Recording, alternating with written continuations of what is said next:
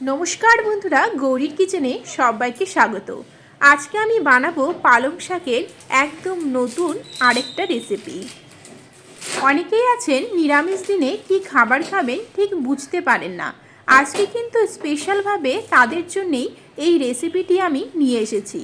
निरामिष होलेओ आजकेर एई पालंग शाकेर नतून रेसिपिटी एमन भावे बानिये नेब बाड़ीर सबाई किन्तु आपनार काछ थेके बार बार करे चेये चेये खाबे। माछ मांसेर स्वादकेও हार मानाबे पालंग शाकेर এই रेसिपि। एर जन्य प्रथमेই देखुन आमी एकदम फ्रेश पालंग शाक निये निয়েছি আর পালং শাকের ডাঁটাটাকে কেটে আগেই বাদ দিয়ে দিয়েছি। আজকের এই রেসিপির জন্য পালং শাকের শুধু পাতাটাই কিন্তু দরকার। এবারে আমি পাতাটাকে দেখুন একদম ঝুরি ঝুরি করে কেটে নিচ্ছি।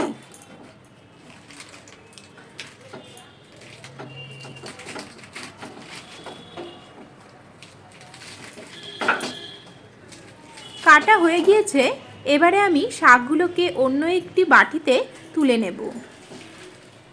এখানে আমি শাকটা কাটার আগেই কিন্তু পরিষ্কারভাবে জল দিয়ে ধুয়ে নিয়েছিলাম, তাই কাটার পরে আর শাকটাকে ধোবো না।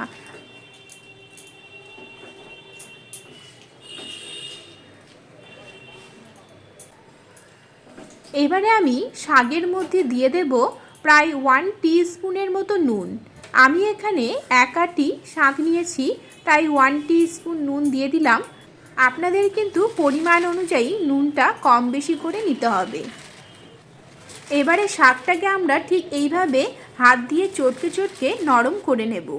আজকের এই রেসিপির জন্য শাকটা যত ভালোভাবে আপনারা নরম করে নিতে পারবেন তত ভালো কিন্তু রেসিপিটি তৈরি হবে।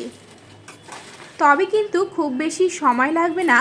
এর মধ্যে নুন দেওয়া আছে, তাই 5 থেকে 6 মিনিটের জন্য এইভাবে করে একটু চটকে নেবেন, তাহলেই কিন্তু নরম হয়ে যাবে।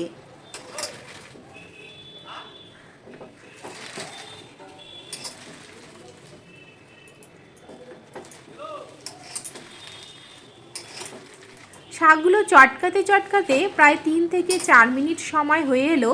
দেখুন অনেকটাই কিন্তু শাকটা নরম হয়ে গিয়েছে, আর শাক থেকে দেখুন জলটাও বাইরে বেরিয়ে আসছে। আমি আরও 2-3 মিনিটের জন্য চটকে নিয়ে আরও কিছুটা নরম করে নেব। 5 থেকে 6 মিনিট সময় হয়ে এলো। শাকটা দেখুন অনেকটাই কিন্তু নরম হয়ে এসেছে। এবারে আমরা এগুলোকে সাইডে রেখে বাকি উপকরণগুলো তৈরি করে নেব। এখানে নিয়ে নিয়েছি আমি 150 গ্রাম ছোলার ডাল। ডালটাকে আমি সারা রাত্রি কিন্তু ভিজিয়ে রেখেছিলাম। আপনারা সারা রাত্রি না ভেজাতে চাইলেও 2 ঘন্টার জন্যে অন্ততপক্ষে কিন্তু ভেজাতেই হবে। এবারে ডালটাকে আমি একটা মিক্সিং বোলের মধ্যে নিয়ে নিচ্ছি। সমস্ত ডালটাই নাও হয়ে গিয়েছে। এবারে ঢাকনাটা বন্ধ করে জল ছাড়াই মিহি একটা পেস্ট বানিয়ে নেব। আপনারা কিন্তু পাটায় বেটে নিতে পারেন। পেস্টটা দেখুন বানানো হয়ে গিয়েছে। খুব সুন্দর করে মিহি একটা পেস্ট তৈরি হয়েছে।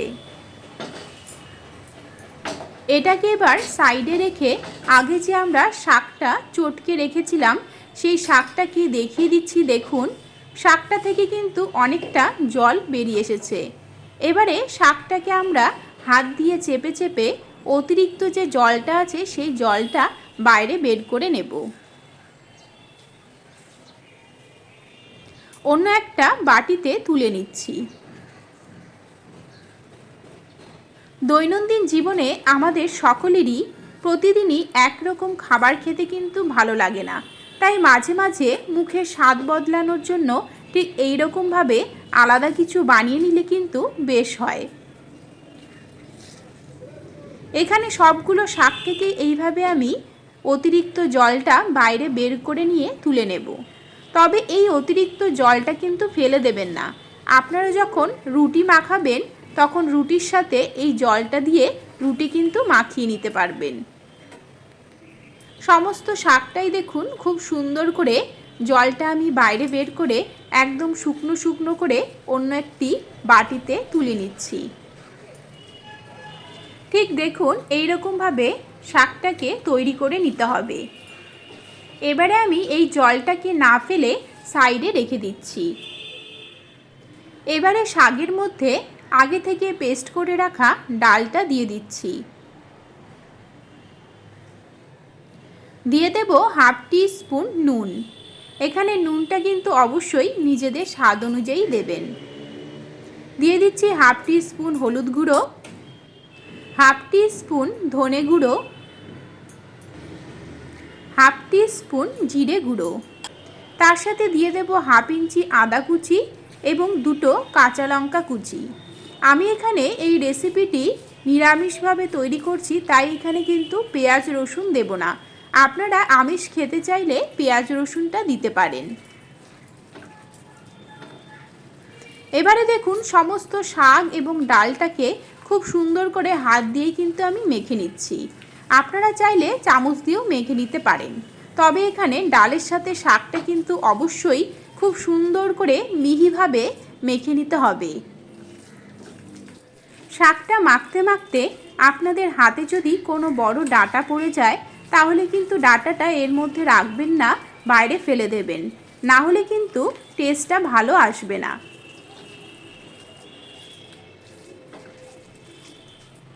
খুব সুন্দর করে দেখুন মেখে নেওয়া হয়ে গিয়েছে।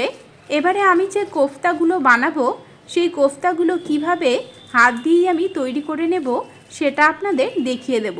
তার আগে দেখুন ঠিক শাক এবং ডালটা কিন্তু সব জায়গায় খুব ভালোভাবে মিশে গেছে। কোফতা বানানোর জন্যে এই মিশ্রণটাকে প্রথমে আমি হাত দিয়ে দেখুন এইভাবে গোল করে নেব, তারপরে আঙ্গুল দিয়ে চেপে চেপে কোফতার আকারে করে নেব।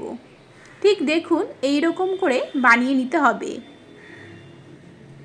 আমি এখানে 14 থেকে 15টা কোফতা তৈরি করেছি। আপনারা ছোট ছোট করে বানাতে চাইলে 20 থেকে 25টাও কিন্তু কোফতা বানিয়ে ফেলতে পারবেন। ঠিক একইভাবে দেখুন আঙ্গুল দিয়ে চেপে চেপে কোফতার আকারে করে গরম তেলের মধ্যে ছেড়ে দিচ্ছি। এখানে তেলটা প্রথমে ভালোভাবে গরম করে নিয়ে গ্যাসের ফ্লেমটা কিন্তু সবসময় লোতে রাখতে হবে, তাহলে দেখবেন কোফতাগুলো ভিতর থেকে পুরোপুরি খুব সুন্দর করে ভাজা হয়ে যাবে আর খুবই কিন্তু ক্রিস্পি হবে।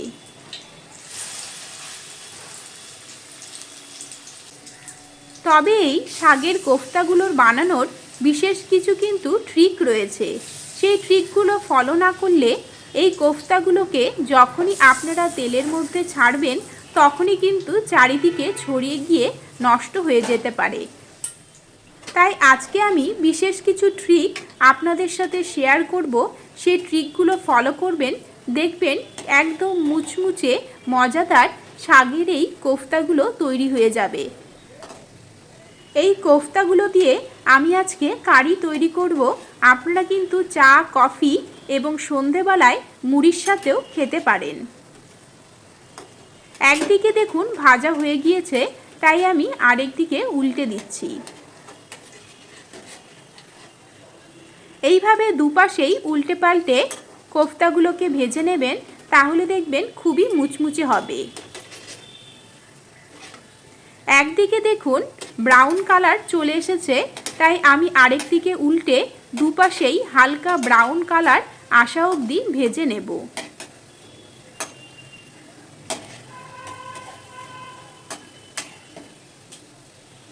এবারে দেখুন দুপাশেই খুব সুন্দর করে ভেজে নেওয়া হয়ে গিয়েছে, একদম কমপ্লিট হয়ে গিয়েছে পুরোপুরি ভাজা। এবারে আমি নামিয়ে নিয়ে দ্বিতীয়বারের জন্যে ভেজে নিচ্ছি। আমি একটু বড় বড় করে ভেজেছি, তাই এখানে 15 থেকে 16টা কোফতা তৈরি হয়েছে। আপনারা ছোট ছোট করে ভেজে নিলে 20 থেকে 25টাও কিন্তু তৈরি হয়ে যাবে।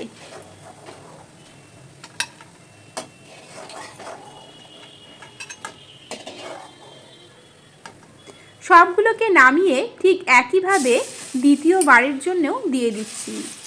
এখানে শাকের কোফতা বানাতে গেলে অনেক সময় দেখা যায় যে শাক থেকে পুরো জল বেরিয়ে আসে, তখন তেলের মধ্যে ছাড়ার সাথে সাথেই পুরো ছড়িয়ে যায়। কিন্তু আপনারা যদি তেলটা খুব ভালোভাবে গরম করে নিয়ে গ্যাসের ফ্লেমটা একদম লোতে রেখে কোফতাগুলো একে একে ছেড়ে দিয়ে একদিকে 5 মিনিটের জন্য হতে দেন, তারপরে যদি এইভাবে উল্টে অপর পৃষ্ঠও ভেজে নেন, তাহলে দেখবেন কখনোই কিন্তু ভেঙে যাবে না। তাই অবশ্যই একদিকে 4 থেকে 5 মিনিটের জন্য হতে দেবেন, তারপরেই আরেক দিকে উল্টে এইরকম হালকা লাল করে বড়াগুলোকে ভেজে নেবেন। প্রত্যেকটা কোফতা দেখুন খুব সুন্দর করে ভাজা হয়ে গিয়েছে। এবারে আমি এগুলোকে নামিয়ে নিচ্ছি। কিছু কোফতা আমি রেখে দেব বিকেলবেলা মুড়ির সাথে খাবার জন্যে, আর কিছু কোফতার আমি কারি বানিয়ে নেব।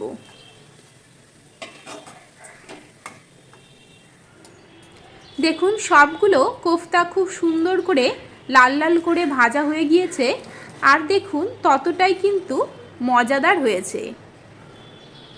গরম গরম ভাত বা মুড়ির সাথে এইরকম পালং শাকের কোফতা থাকলে আর কিন্তু কিছুই লাগে না। তেলের মধ্যে দিয়ে দিলাম হাফ টিস্পুন গোটা জিরে ফোড়ন। জিরেটা ফুটে উঠলেই দিয়ে দেব 4 থেকে 5টা চেরা কাঁচা লঙ্কা। দিয়ে দিচ্ছি হাফ টিস্পুন নুন। নুনটা এই সময় দিয়ে দিলে তেলটা খুব বেশি ফুটবে না। দিয়ে দিলাম হাফ ইঞ্চি আদা পেস্ট। এবারে সব কিছুকে খুব সুন্দর করে 1 থেকে 2 মিনিটের জন্যে নেড়েচেড়ে নিয়ে ভেজে নেব।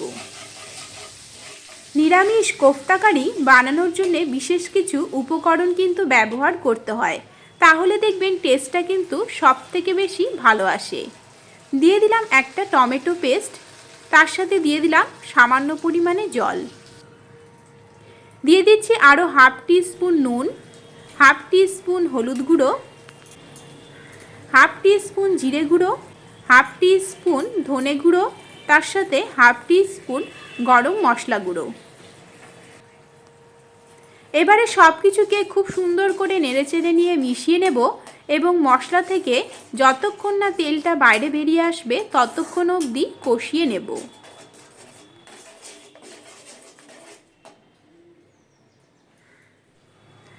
পাঁচ মিনিট পরে ফিরে এলাম। দেখুন মশলা থেকে তেলটা বাইরে বেরিয়ে আসতে শুরু করে দিয়েছে। আমি নেড়েচেড়ে নিয়ে আরও 2-3 মিনিটের জন্যে একদম ভাজা ভাজা করে মশলাগুলোকে কষিয়ে নেব। এবারে দেখুন মশলাগুলো খুব সুন্দর করে ভাজা ভাজা করে কষানো হয়ে গিয়েছে।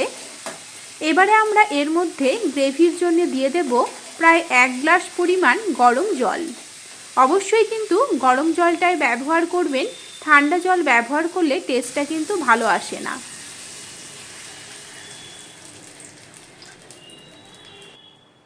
ঝোলটাকে এবারে নেড়েচেড়ে নিয়ে ভালোভাবে ফুটিয়ে নেব। এই সময়ে গ্রেভির জন্য জলটা অবশ্যই একটু বেশি করে দেবেন, কারণ বড়াগুলো ঝোলের মধ্যে দেবার সাথে সাথে কিন্তু অনেকটা ঝোল টেনে নেয়। ঝোলটা ফুটে উঠলেই দিয়ে দিলাম সামান্য পরিমাণে চিনি। চিনিটাকে এবারে নেড়েচেড়ে নিয়ে গ্যাসের ফ্লেমটা একদম লোতে রাখব। এবারে এর মধ্যে একে একে কোফতাগুলোকে ছেড়ে দেব। এবারে আমরা আরও 5 মিনিটের জন্যে ঝোলটাকে ফুটিয়ে নেব, তাহলে দেখবেন কোফতার ভিতরেও গ্রেভিটা কিন্তু খুব ভালোভাবে ঢুকে যাবে।